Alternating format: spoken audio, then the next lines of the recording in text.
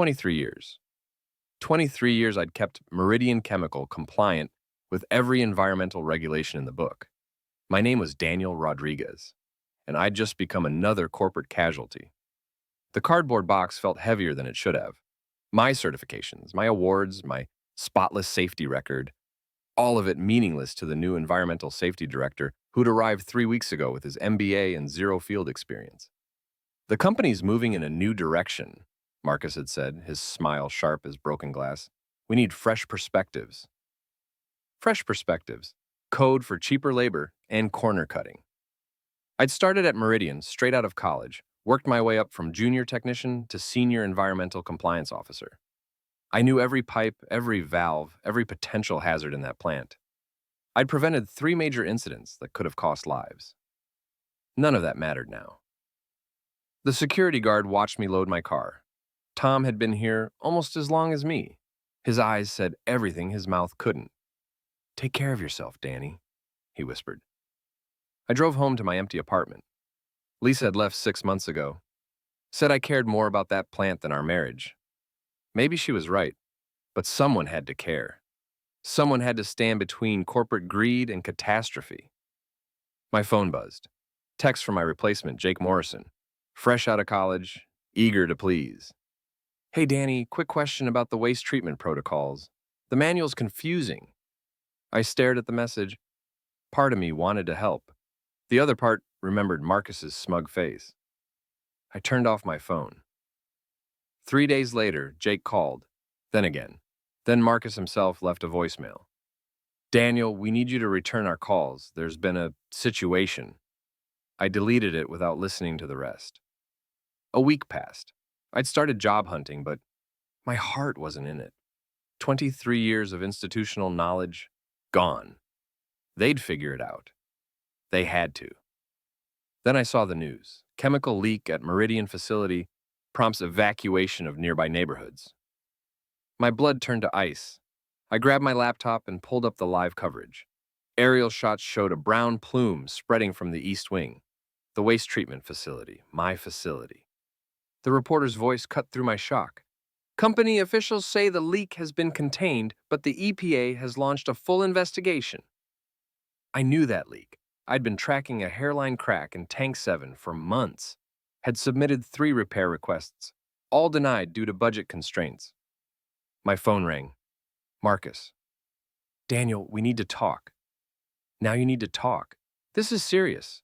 The EPA is asking questions. They want to review our maintenance records." "Then show them the records." Silence. Then Marcus's voice, smaller now. "There's a problem with the documentation." Of course there was.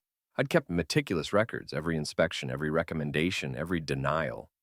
Marcus had probably shredded half of them to hide the company's negligence. "That's not my problem anymore. Daniel, please. We're looking at a $20 million fine, maybe criminal charges." $20 million. I'd prevented that disaster for years with proper maintenance and monitoring. Now it was too late. "You should have thought about that before you fired me." I hung up. But I couldn't stop watching the news. Families evacuated from their homes. Children in hospitals with respiratory problems. An environmental disaster that could have been prevented. This wasn't just about me anymore. I drove to Meridian's gates. Media vans lined the street. EPA investigators in white suits moved through the facility like antibodies fighting an infection. Jake Morrison sat on the curb, his head in his hands. He looked up when he saw me. "Danny, thank God. I don't know what to do. They're asking about Tank 7 and I can't find any maintenance records." "That's because Marcus destroyed them." Jake's face went pale. "What? How bad is the leak?" "Bad, really bad. They're saying it's been seeping for weeks, maybe months. Months." Just like I had predicted. An EPA investigator approached us. Agent Patricia Reeves, according to her badge. Steel gray hair and eyes that missed nothing. "Are you Daniel Rodriguez?" "Yes. I'm told you were the environmental compliance officer here until recently." "Until last week." Her eyebrows rose. "Interesting timing. I'd like to speak with you." We sat in her field office, a converted trailer. She spread photos across the table. Tank 7, cracked and leaking. The contaminated soil. The poisoned groundwater.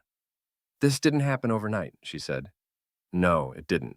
Your replacement says he wasn't aware of any problems, claims the documentation is incomplete. I met her gaze. Agent Reeves, I documented everything, every crack, every leak, every safety concern. I submitted repair requests that were systematically denied.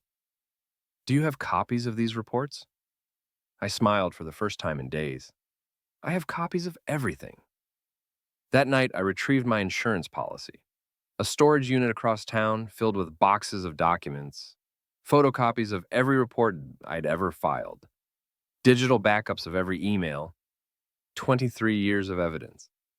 I'd started keeping copies after my first budget denial. Call it paranoia, call it experience. In the corporate world, documentation was the only thing standing between you and the bus. Agent Reeves's eyes lit up when I delivered the boxes. Mr. Rodriguez, this is exactly what we need. The documents told a story, my warnings ignored, my repair requests denied, Marcus's cost-cutting measures that prioritize profit over safety. But the smoking gun was an email chain I'd almost forgotten. Marcus discussing Tank 7 with the CFO. Rodriguez is being alarmist. We can squeeze another year out of that tank, maybe 2. What if he's right about the leak? Then we'll deal with it when it happens, cheaper than replacing the tank now.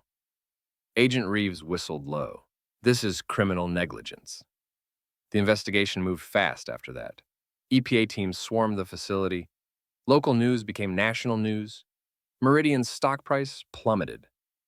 Marcus called again, begged me to meet with him. We sat in a diner across town. He looked like he'd aged a decade in 2 weeks.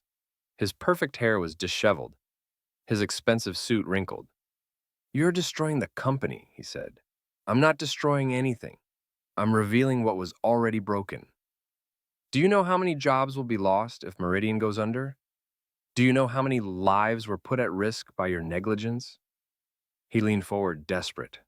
I made a mistake, I admit that, but I was under pressure from corporate. They wanted costs cut. For a moment, I almost felt sorry for him. Almost. Then I remembered the families evacuated from their homes. You fired the one person who could have prevented this. I'll testify. I'll tell them it was all corporate pressure. You can have your job back. We'll double your salary. It's too late for that. The criminal charges came down like thunder. Marcus, the CFO, 3 other executives, conspiracy to violate environmental regulations, criminal negligence, endangering public safety. The civil penalties were even worse. $47 million, the largest environmental fine in the state's history. Meridian's board fired the entire executive team. The company entered bankruptcy proceedings. Jake Morrison found a new job at a consulting firm. He'd learned hard lessons about corporate responsibility. He'd be a good environmental officer someday. Agent Reeves called me to her office one last time. The prosecution wants you to testify at the trial. I'll be there.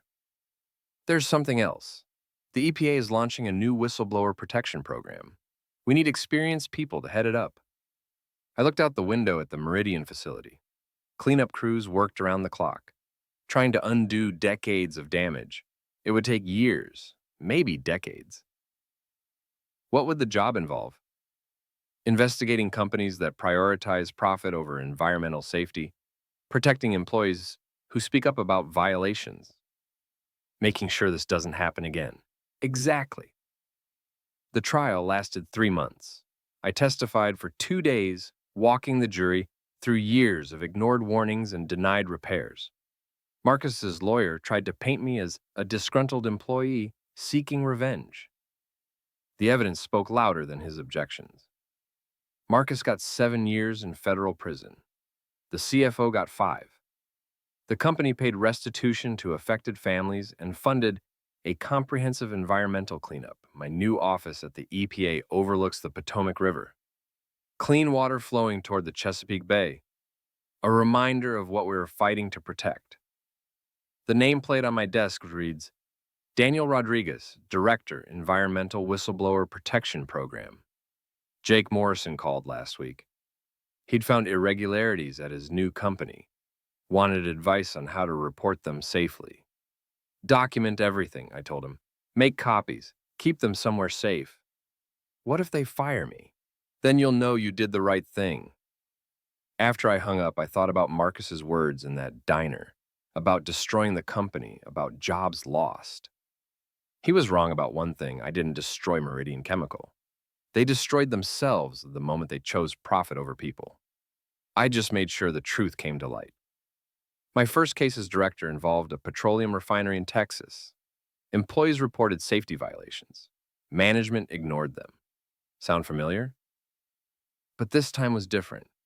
This time the whistleblowers had protection, legal support, someone in their corner who understood what they were facing.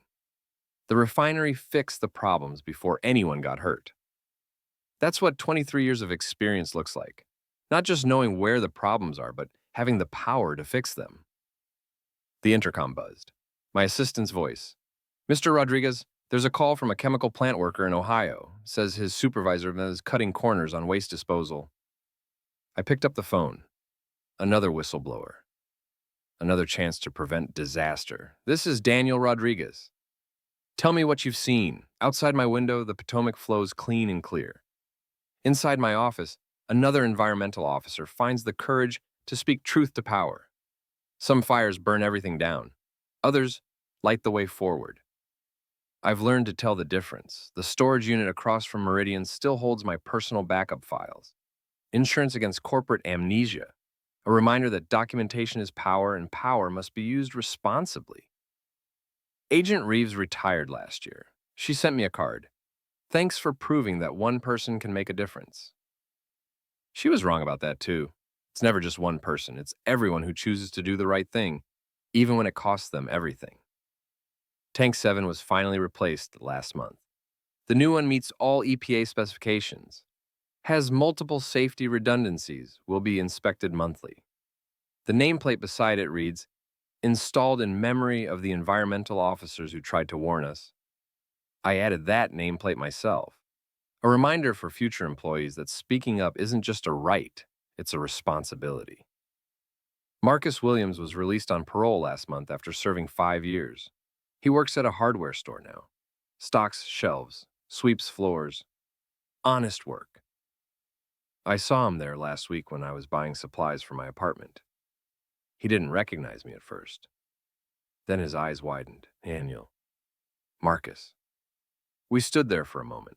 Two men whose lives had collided with the force of environmental catastrophe. "I'm sorry," he said finally, "for all of it." "I know. Do you really?" I thought about the families who'd returned to their homes, the cleanup that had restored the groundwater, the new regulations that would prevent similar disasters. Yeah, I do. He nodded and went back to stocking shelves. Redemption looks different for everyone.